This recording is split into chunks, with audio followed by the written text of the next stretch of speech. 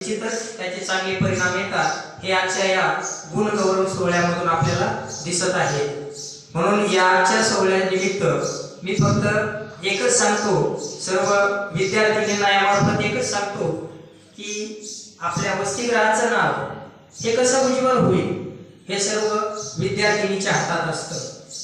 कारण कोणतंही काम चांगलं किंवा वाईट हे त्याच्या अनुभवावर आधारित असतं।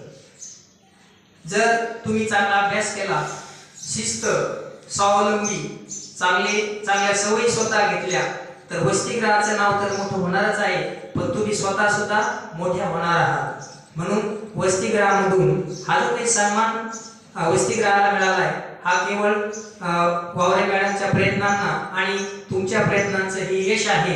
म्हणून आणखी सुद्धा तुम्ही प्रत्येक विद्यार्थिनीने एक विचार केला पाहिजे की मला सुद्धा एक चांगलं काहीतरी बनायचंय, मला संधी आहे या ठिकाणी 24 घंटे मला अभ्यास करण्याची संधी आहे की जी आपल्याला घरी मिळू शकत नाही। कितीही कोणत्याही वर्गातील म्हणजे मध्यम श्रीमंत किंवा गरीब कोणत्याही वर्गातील पालक असतील तरी घरी एवढा वेळ ते देऊ शकत नाहीत।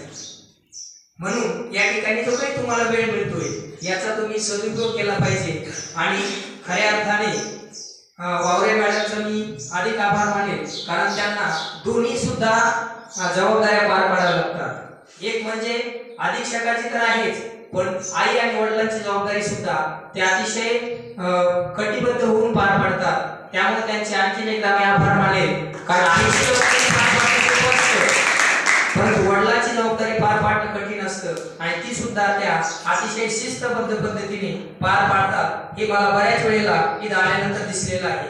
म्हणून सगळ्या विद्यार्थिनींनी सुद्धा खऱ्या अर्थाने आपल्या